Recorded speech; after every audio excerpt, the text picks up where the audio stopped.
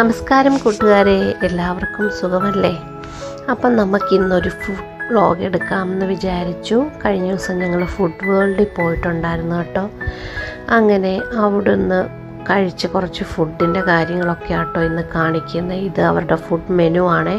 ഇതിനകത്ത് ബാംബൂ ബിരിയാണിയുടെ പിക്ചർ കണ്ടപ്പോൾ തന്നെ എനിക്ക് നല്ല കൊതി തോന്നി.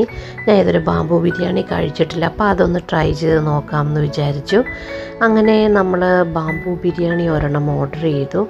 ആദ്യമായിട്ട് അവർ നമുക്ക് തന്നൊരു വെൽക്കം ഡ്രിങ്ക് കേട്ടോ. അടിപൊളി ടേസ്റ്റായിരുന്നു. പക്ഷേ വെൽക്കം ഡ്രിങ്ക് ആയതുകൊണ്ട് തന്നെ ഇച്ചിരിയേ ഉണ്ടായിരുന്നുള്ളൂ. പെട്ടെന്ന് തന്നെ അത് കഴിഞ്ഞു പോയി. വീണ്ടും ഒന്നും കൂടെ മേടിച്ച് കുടിക്കണം എന്നൊക്കെ ഇങ്ങനെ പ്ലാൻ ചെയ്തുകൊണ്ടിരിക്കുന്നുണ്ട് കേട്ടോ. അങ്ങനെ മോക്ക് കൊടുത്തു. അവൾ പറഞ്ഞ അടിപൊളിയായിരുന്നെന്ന്. അങ്ങനെ ഞങ്ങൾ എല്ലാവരും വെൽക്കം ഡ്രിങ്കൊക്കെ കുടിച്ചു കഴിഞ്ഞിട്ട് നമ്മുടെ ഓർഡർ ഓരോന്നായിട്ട് പറഞ്ഞു. മോള് പറഞ്ഞു അവൾക്ക് ഫ്രഞ്ച് ഫ്രൈസ് വേണമെന്ന്. എനിക്ക് പിന്നെ എപ്പോൾ ചെന്നാലും ഹോട്ട് ആൻഡ് സോറിൻ്റെ ചിക്കൻ സൂപ്പ് കുടിക്കാൻ ഭയങ്കര ഇഷ്ടം കേട്ടോ. അപ്പം ഞങ്ങൾ ഹോട്ട് ആൻഡ് സോറിൻ്റെ ചിക്കൻ സൂപ്പ് ഓരോന്ന് പറഞ്ഞു. മോക്ക് ഫ്രഞ്ച് ഫ്രൈസും ചിക്കൻ ലോലിപോപ്പ് പറഞ്ഞു. പക്ഷെങ്കിൽ അവിടെ ചിക്കൻ ലോലിപോപ്പ് അവൈലബിൾ അല്ലായിരുന്നുകൊണ്ട് ഗോബി 65 പറഞ്ഞു കേട്ടോ. അത് നല്ല ടേസ്റ്റ് ഉണ്ടായിരുന്നു, നല്ല ക്രിപ്സി ആയിട്ട് അടിപൊളിയായിരുന്നു കേട്ടോ അത്.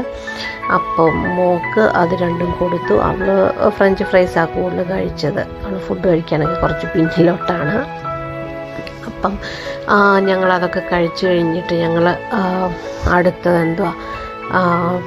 അടുത്ത ഓർഡർ ചെയ്തത് അപ്പം പറഞ്ഞു. അപ്പത്തിൻ്റെ കൂടെ ഒരു വെജിറ്റേറിയൻ സൈഡ് ഡിഷാട്ടോ പറഞ്ഞത്. മഷ്റൂം